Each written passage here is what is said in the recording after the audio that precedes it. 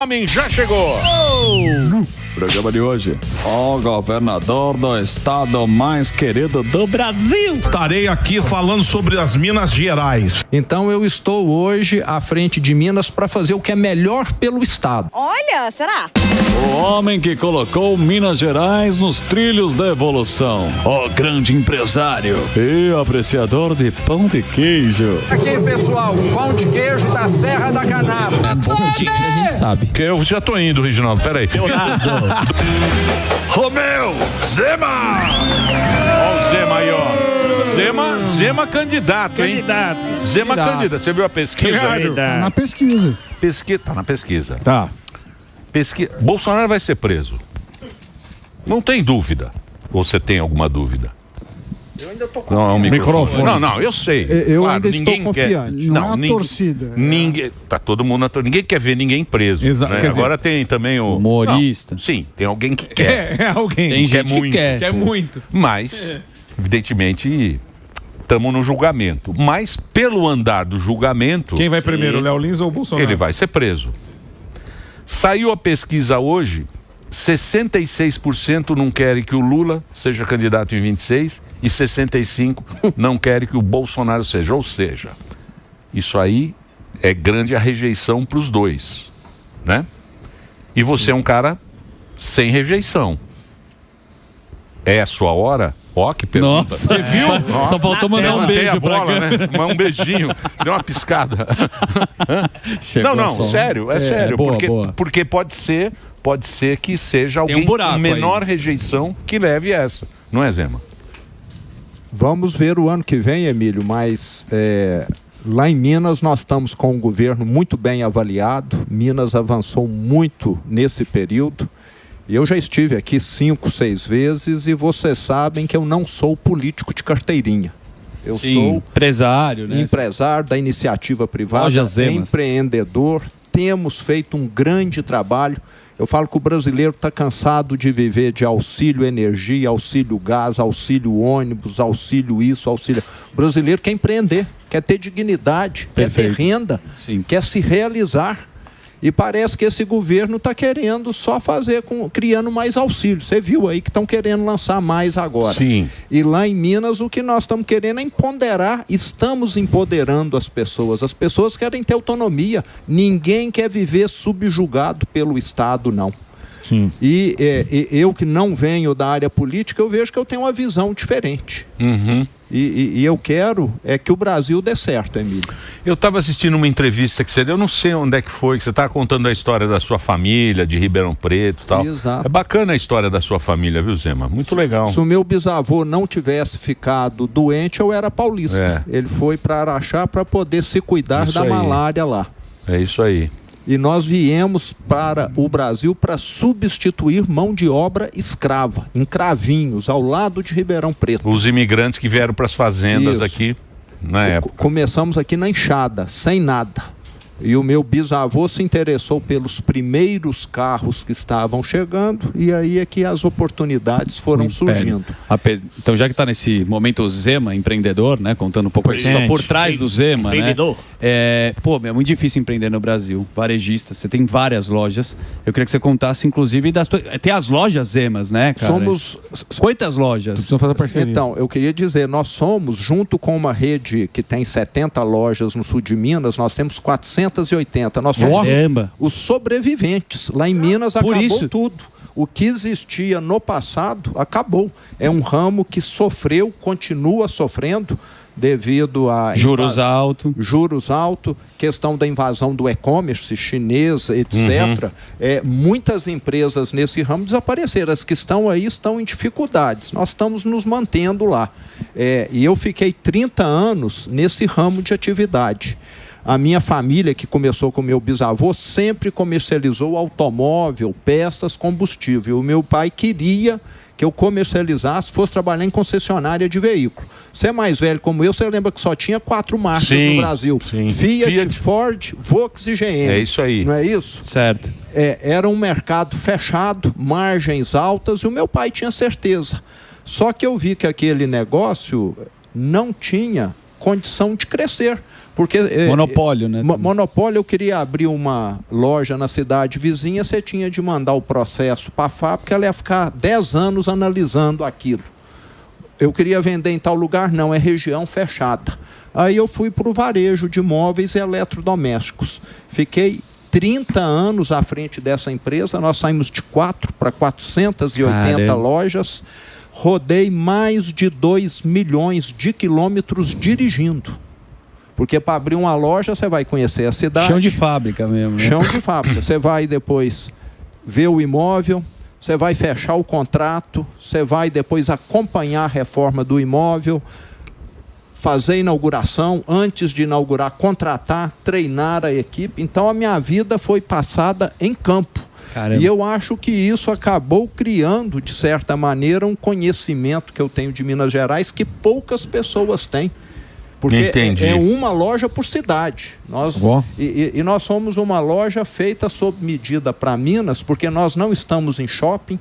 A grande maioria são cidades de 10, 15, 20 mil habitantes. Cidades pequenas, que é o grande... Que atende, né? Porque tem uma necessidade, não tem um shopping center perto da cidade. Exato. E aí vocês têm essa 853 municípios. Caramba. Então, nós temos uma boa penetração em Minas. E eu descobri, em 2018, que elas ajudaram a divulgar meu nome. Né? Que já que o nome da loja é Zema, e eu fui candidato com o meu nome, então eu já estava fazendo campanha eleitoral desde 1987. E nas não pequenas cidades. Pequenas cidades. Então, mas você se reelegeu muito bem, né? Sim. Elegi. Você se reelegeu muito bem. 56% dos votos. E lembrando que em 2022 o Bolsonaro ainda lançou um candidato que teve lá seus 8, 9%. Bolsonaro perdeu lá? Você apoiou o Bolsonaro no segundo turno? Sim. Ele perdeu no primeiro e no segundo turno, mas do primeiro turno para o segundo ele avançou 600 mil votos. Ele avançou lá. Que eu fiquei lá durante aquelas 2, 3 semanas dando todo o apoio possível. Eles falam que Minas Gerais é um mini Brasil, né? É a chave da eleição. Porque a chave da eleição é Minas Gerais. É uma amostra do Brasil. Isso. Tá mais o quê? Tá mais para direita lá ou... Porque o PT é forte em Minas, né? Ou foi, pelo menos? Foi. A Dilma é de lá, né? Mas não foi eleito senador em 2018. Eles não elegeram senador, já tem tempo. Em 2022, na minha reeleição, Emílio, eles não lançaram candidato a governador. Eu acho que eles tiveram uma gestão tão desastrosa lá em Minas, mas tão ruim, tão mal avaliada, que eles não vão ter lá a vez por muito tempo, na minha opinião, porque o estrago foi muito grande. Foi uma gestão que arrasou com o Estado, a daquele ex-governador Fernando Pimentel. O Pimentel. Mas o Aécio também já não apita mais nada, né? O PSDB também. Tá vivo? O PSDB praticamente acabou. Que coisa, né? Por que, hein, Zema? Escândalos. Como é que você vê isso, você que é o cara que está lá? O PSDB foi forte lá também, em Minas, pô. Tancredo, Aécio, pô.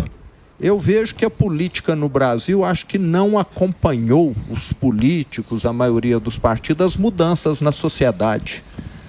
Ficaram com um discurso que envelheceu, se envolveram todos em algum momento em coisas erradas, alguns mais, outros menos, causou desgaste. E eu que estou na política hoje, Emílio, eu vejo que é como se fosse um público voltado só para ele próprio.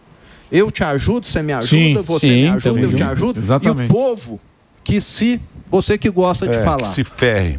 Exatamente, né? Entendeu? Entendi. Então é muito nessa linha. E eu cheguei lá com uma visão diferente. A minha primeira reunião de secretário, eu falei, eu venho do varejo, eu estou acostumado a atender bem para poder sobreviver, fazer a empresa prosperar, e nós estamos aqui para atender bem os 21 milhões de mineiros. É isso mesmo. Tudo que vocês forem fazer é para melhorar a vida dos 21 milhões de mineiros.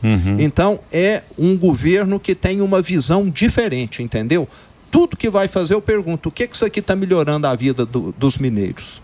Entendi. Se não está, vamos aguardar. Outra coisa também, que eu acho que você fez bem, foi a gestão na pandemia, né? porque a gestão da pandemia de Minas foi boa, do Paraná também foi boa, e você vê que o povo, ele percebeu isso aí. O Ratinho também foi bem na pandemia. Sim, no Paraná, né? E você gosta. você não entrou você não entrou negócio de lockdown. naquele negócio naquela doideira que foi na época, né? Porque foi uma doideira, né? Aquele lá foi o momento mais difícil, eu acho que da vida de todo prefeito, governador, foi um período muito triste. Nós tivemos um acompanhamento muito detalhado, dividimos o estado em micro-regiões. Tinha lugar que estava tranquilo, que você tinha pouquíssimos casos, e tinha lugar que a coisa estava complicadíssima. Então é você fazer a gestão de acordo com a situação. Não existe aquela regra que se aplica a todos. Entendi. Então nós dividimos... Você dividiu como é que estavam os casos, você teve 50, 60 micro-regiões, cada uma tinha um acompanhamento semanal, entendeu? Colocamos aeronaves, ambulâncias à disposição, porque às vezes uma ficava sobrecarregada, você tinha de remanejar pacientes. Foi um acompanhamento difícil. E reuniões toda semana de acompanhamento, inclusive com o pessoal do Ministério Público Estadual, Ministério Público Federal, Tribunal de Contas, Tribunal de Justiça, uma transparência total. Eu falei, o que nós estamos fazendo aqui somos todos juntos. Nada ficou sendo tirado da cartola. Então, acho que essa seriedade dá voz, paciência. Meu secretário de saúde é médico, então entende. E tivemos uma das menores taxas de mortalidade durante a pandemia do Brasil, proporcionalmente ao número da população. Ô Zema, todo mundo já ventilando seu nome à presidência, mas tem um cargo aí de governador que vai ficar em aberto. Você já tem um nome de quem você vai apoiar, já que você é muito forte nas duas eleições aí, você já tem um nome para o governo lá de Minas, não? Tenho. Eu tenho um braço direito que está comigo desde o início de 2020. Ele foi primeiro meu secretário-geral e desde a última eleição ele é o vice-governador Matheus Simões. E ele é a pessoa que realmente tem acompanhado os projetos, que são muitos no estado, em detalhes. Então, uma pessoa brilhante, professor universitário da Fundação Dom Cabral, e tem sido uma peça fundamental, e o meu apoio será ele. E já está decidido que no ano que vem, na data limite, eu vou estar renunciando, inclusive, para ele assumir e ter mais visibilidade, independente do cenário. Mas estavam ventilando, né? Tá lá, o Zé Chapa. Não é Zé. Aqui falta sensibilidade. Você sabe qual é o problema dessa turma? Fica muito em cima do muro. Aí depois vão te apoiar aqui. Estavam falando do Nicolas Ferreira, que existiu interesse e uma possibilidade pela idade dele. Quem era o Michele, o Nicolas? Não, Nicolas Ferreira para o governo de Minas. O Nicolas é uma pessoa brilhante, então, respeito muito, me dou muito bem com ele, novo, e o Matheus, como ele vai assumir agora, ele vai ser um governador de um mandato. Então, depois dele, eu acho que o estado estaria em ótimas mãos aí com o Nicolas. E teria a possibilidade, aí você pode falar da sua intenção de ser candidato à presidência ou ao Senado, porque muitos falam que você seria um cara, porque as próximas eleições terão uma forte atenção para o Senado. Você seria um senador? Eu sempre tive, durante a minha carreira toda, como eu falei aqui, um perfil de executor, né? De executivo mesmo. Eu acho que eu não me adaptaria muito bem ficando lá num lugar fechado debatendo, sabe? Eu gosto de pegar o carro e ver como é que estão as obras, conversar com o prefeito, com o produtor rural, para saber o que está acontecendo ali na região. Uma coisa que eu queria comentar aqui, eu sou governador de Minas que mais foi em municípios, já fui em 415 cidades diferentes. Caceta. E às vezes eu escuto, Emílio, interessante, que o último governador que teve naquela cidade foi o Magalhães Pinto. Caramba, 60 anos atrás. Já escutei numa cidade que o último que foi o Juscelino, há 75 anos atrás. Então parece que não faz muito parte da vida de ex-governadores de Minas estar em campo acompanhando a cidade. E dessas 415, umas 70, pela primeira vez um governador foi também. Então, dá para ver que o governo de Minas nunca priorizou de forma muito adequada o interior, aonde moram 80% dos mineiros. Muito bem, eu vou fazer o break agora para a rede de rádio. Aliás, muito obrigado pela sua audiência em todo o Brasil. Opa. A rede Jovem Pan aí cobrindo o Brasil inteiro. Hoje, presença ilustre. Governador Romeu Zema está aqui no Instagram, tem as redes sociais para você seguir aí o Instagram do 1.700.000. Tá bonito, hein? Tá bem no pânico, tá bonito, hein? Foto de inteligência artificial. Fazer o break, Reginaldo. Manda lá. Pom. Muito bem. Posso falar? Pois não.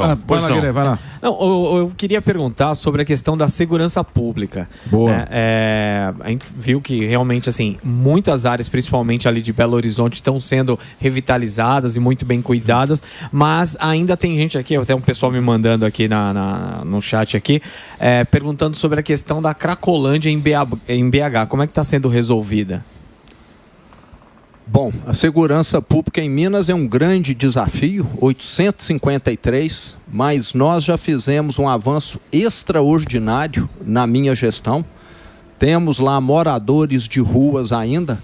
Eu falo que no Brasil nós tínhamos de ter uma lei, quando você para o carro num lugar proibido, ele é removido, guinchado. Agora fica morador de rua, às vezes na porta da casa de uma idosa, atrapalhando ela a entrar em casa, fazendo sujeira, colocando a vida dela ali, de certa maneira, em exposição. E não temos hoje nada no Brasil que é efetivo, né? É um problema em São Paulo, em Belo Horizonte, em outras cidades. Mas falando em segurança pública, eu queria comentar, não sei se vocês viram, que semana passada eu estive em El Salvador para tratar esse tema. Era o que eu ia perguntar. Eu não conheço nenhum país do mundo onde a taxa de homicídios tenha sido reduzida em 99% num espaço de 3, 4 anos. Segurança máxima lá, que o Bukele fez. O que eles fizeram lá é o que o Brasil tinha de fazer. Enquadrar organizações criminosas, facções criminosas como organizações terroristas. Que não querem nomear E aí prender todos. E além disso, com essa decretação, Polícia Federal, Exército teriam necessariamente de estar envolvido combatendo. Opa. Quantos homicídios nós temos por ano hoje no Brasil? 45 mil. Seria como reduzir aqui para 500 homicídios. Foi o que aconteceu lá em El Salvador. Mas São Paulo reduziu muito. Sim. São Paulo tem menos do que Estados Unidos. São Paulo reduziu Saiu ontem, muito. foi. Tem menos que Estados Unidos. Mas é um trabalho lá do Tarcísio. Mas é um trabalho porque enfrentou, né? Sim. O Tarcísio aqui, ele enfrentou a imprensa. E a imprensa meteu. Enfrentou. A imprensa desce o pau. Agora nós queremos saber o seguinte: se você ganhar a eleição, se você vai baixar imposto, porque o Lula meteu o imposto pra caramba. Você sabe. É o que mais tem. Sim. Né? O que mais tem? Você vai tirar esses impostos do Lula ou vai enfiar mais imposto para a turma? O Emílio, eu acho que o trabalho é gradual. Primeiro você tem de enxugar o Estado, como nós fizemos lá em Minas. Sim. Nós assumimos lá com um déficit de 11 bilhões, foi o déficit de 2018. Cacete. O ano passado nós já tivemos um superávit de 5. Então o Estado voltou a respirar. Agora, se você conseguir fazer isso no governo federal, é possível que dê para reduzir alguma coisa assim. Mas primeiro você tem de fazer o trabalho de profilaxia, né? Você precisa reduzir. Então vai ser difícil. Porque eles falam que 27 vai quebrar. Alguém vai pagar a conta, né? Vai quebrar. O Sami já fala do jeito que está caminhando, vai quebrar. Mas nós precisamos atacar as despesas. Depois que você começar a reduzir as despesas, você tem condição de falar. Hoje, com os impostos que estão sendo cobrados, a conta não fecha. E é imposto, hein? É imposto que não acaba. Eu sempre acompanhei os negócios lá da minha família. Quando eu comecei, o PIS e a COFINS, que tinha outro nome, era contribuição, não sei o que lá, era 0,25%. Hoje, somando os dois, é 9,25%. Então, e foi subindo assim, a cada 2 anos, a cada 3 anos, só aumento de imposto, e não acaba isso. Não acaba. Então, nós precisamos ter aqui no Brasil uma reforma administrativa, falar O Estado precisa, ao longo do tempo, ficar mais eficiente e já propôs junto a redução de imposto, até para poder obrigar que esse plano seja cumprido. Eu sou totalmente favorável a isso. Fora, o brasileiro hoje está cansado. E você não vai falar nada, a gente não vai fazer nada com o INSS, com essa sacanagem com os velhinhos aí, 90 bilhões, aí vai ter CPI, você como líder político não quer incentivar também, né, que alguém, porque querem calar essa situação. O que você acha que vai acontecer e qual iniciativa você pode fazer? Quem não deve, não teme. Por que não estão querendo a CPI? É porque não estão querendo que alguma coisa aflore. Perfeito. Com toda certeza. Eu sou totalmente favorável. Durante a minha gestão, por questões políticas, fizeram lá a CPI, foram procurar cabelo em casca de ovo. Não acharam nada. Não encontraram nada de relevante. Entendeu? Agora o que nós estamos vendo, não. Nós estamos procurando cabelo em gato daquela raça que tem cabeluda mesmo, né? Siamês, não é? Tem então, bastante pelo. Tem muito pelo. E na hora que puxar uma pena, vai sair uma galinha, né? Sai, exatamente. Sai uma galinha. Pavão. Não é? Exatamente. Então eles têm todos os motivos para tentar impedir. A gente tem um problema de dívida pública, que você falou, que está estourando, está subindo, isso gera inflação, isso aumenta a taxa de juros, é um problema para o país no médio e no longo prazo. Com essa confusão que deu do IOF, estão falando em rever outras fontes, porque viram que fizeram uma lambança. Uma que está sendo falada é a revisão das renúncias fiscais. Segundo o relatório, o Brasil tem 800 bilhões de reais por ano em renúncias. Você acredita que a gente precisaria rever essas renúncias? Tem um monte de renúncia que não deveria, isso às vezes é fruto de lobby, ou essas são necessárias? Assim, supondo que você fosse para o governo federal, você mexeria nessa caixa? Ô, Sami, eu acho que tem coisa que tem de mexer, tem coisa que não. Vamos pegar o caso dos micro, pequenos empreendedores. Isso se fala, está enquadrado como renúncia fiscal. Mas se você falar, não, amanhã nós vamos cobrar o imposto deles como se cobra de qualquer outra grande empresa, eles vão ter o seu negócio inviabilizado na grande maioria das vezes. Isso vai levar todo mundo ou para a informalidade, ou todo mundo vai ter uma empresa que não é mais viável. Então, eu acho que aí tem duas coisas. Agora, se tem setores que estão recebendo alguma benesse indevidamente, aí eu acho que é o caso de estar se revendo. E tem um caso que me preocupa muito, porque aqui no Brasil algumas coisas que deveriam ser temporárias viram definitivas. Nós precisamos incentivar as regiões menos desenvolvidas, mas incentivo é uma coisa para você mudar aquela realidade. E aquilo ficar eternamente é outra. A Zona Franca de Manaus. Eu sou favorável a ter o incentivo, mas aquilo deveria ter uma queda ao longo de 50 anos que seja, para que algum dia ela não dependa mais de subsídios. Então, acho que todo subsídio deveria ser temporário e não definitivo. Senão, em vez de estar dando a vara, você está dando peixe para o resto da vida, concorda? Eu acho que tinha de ir nessa linha, tinha de ser algumas coisas mais bem planejadas, com metas ao final de 20, 30 anos, para você não ter o Estado sempre pagando. Queria voltar na questão de El Salvador, que a segurança pública é um tema que... Gordão faz campanha para você aqui. Ele faz. Pra você, só para ganhar café, queijo e ele faz, mas ele quer o café e o queijo. Não, quero de leite. Não, quero queijo. E doce de leite. Aumentar uma lasanha eu de doce trouxe de aqui leite. para todo mundo queijo. Aí sim. E eu trouxe um queijo diferente. Acho que vocês nunca viram. É o queijo cabacinha lá em O cabacinha é bom, hein? Também é bom nisso. Do Vale do Jequitinhonha. Esse é difícil de comer. Que eu trouxe dessa vez. Veio cachaça. Aí sim. Veio café.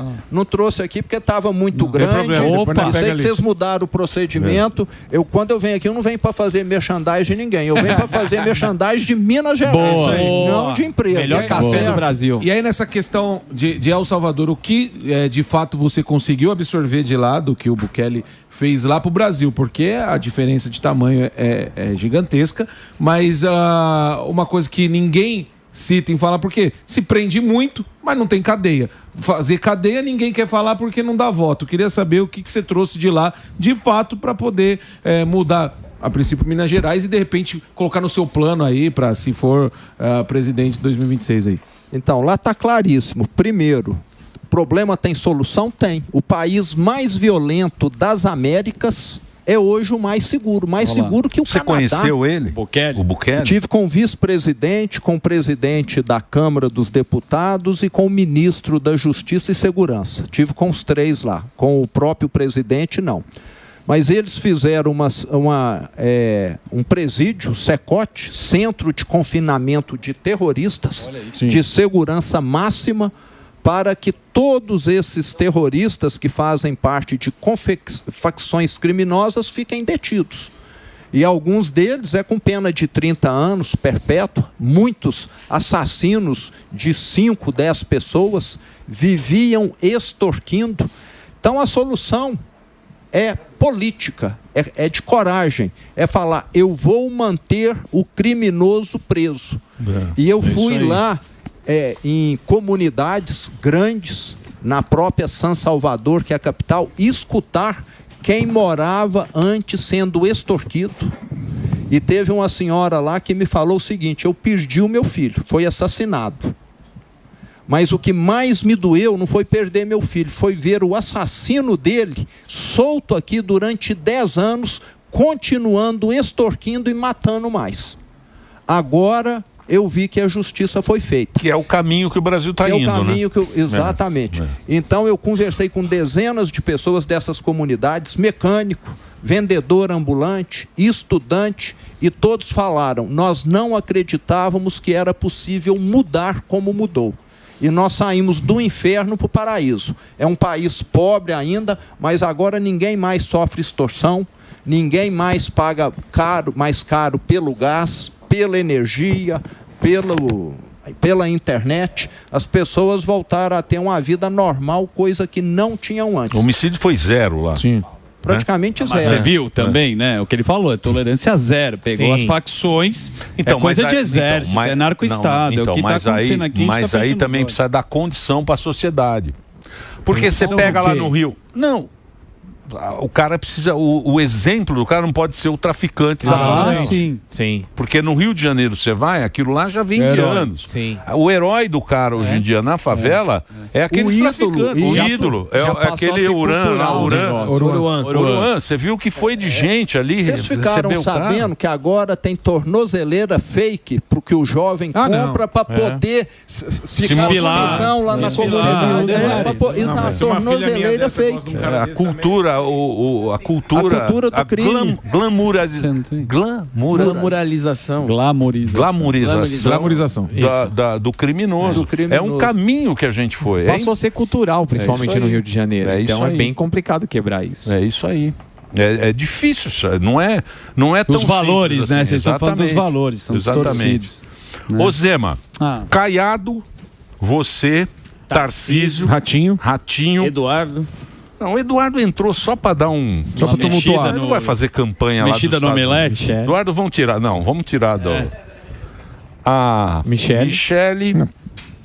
Não sei. Bolsonaro, eu acho que tá aqui, ó. Não tá? Eu não sou de fazer, ele que gosta. Quem vai lá, faz a... Quer que eu faça? Vou falar bem tranquilo aqui. Vai lá. Primeiro que ele tem um alinhamento político com o Bolsonaro, certo? Tarcísio e Zema, acabou. Vocês escolhem, se você quiser ser presidente, eu ouvi. Tarcísio e Zema. Eles resolveram. Juntos resolveram. Você tá já... Você não tava falando por quê? Porque o Zema... Deixa eu falar uma coisa. Aqui. O Zema é o único cara na política que não tem essa vaidade de ser vice. Porque ele é um cara de longo prazo. Fala isso pra todos. Vai com o Tarcísio, vai junto, pode garantir. Se quiser, anota. Tarcísio e Zema. Você toparia ser vice do Tarcísio? Da Michele agora, nós estamos ainda num momento muito prematuro. Eu falo que nós temos uma safra de ótimos governadores que já foram mencionados aí. Então a direita vai estar muito bem representada o ano que vem, e eu acho que o mesmo não acontece com a esquerda. Não, esquerda vai ser difícil. Eu acho que então é o Lula, né? Formar... O Lula é forte. Sim. É o calangão. Você sabe que ele vota. Sei lá, pô, lá tem calango lá. Ele tá certo. No norte de Minas tem uns calangos lá. O calango fala, calango, aí vem o calango. Correndo. Você acha que ele sumiu? Agora tem uma coisa. São Paulo não faz presidente. São Paulo não faz presidente. Nunca fez. Não tem tradição. Não tem tradição zero de presidente. Nada. E a tradição é importante nesse país. Opa, sempre. Você sabe disso. E ele também não vai se expor agora. Aqui, Minas tem uma história. Minas. Muito. Opa. Hã? Deixa o Zema. Itamar. Juscelino. O Itamar, Tancredo. Tem bastante. Puta, você Mas o Fernando Henrique era paulista, né? O Temer, paulista. E aí? Não, mas aí foi no... Não, Fernando Henrique não. Fernando Henrique não. O quê? Fernando Henrique Não, mas o Fernando Henrique faz 100 anos. E daí? Eu tô falando agora. Tancredo tá novão também. Teve até a Dilma. Aí, ó. Dilma Rousseff. Mineira. É mineira. Ó só quantos Então, tá presidentes vendo? de Minas tem. Vai, fala alguma coisa agora aí. É pra se Não, pensar. ele é inteligente. O Zema não vai se expor agora porque a turma queima muito. O que você acha? Fala isso pra todos. Você acha que vai dar um mineirinho lá? Pode ser, hein? Ó. Ó, eu quero... Lembra a dona Risoleta? Eu acho que o que eu quero é o que Melhor todos risada. vocês querem aqui, é tirar o PT. Boa. Não é isso? É tirar o PT.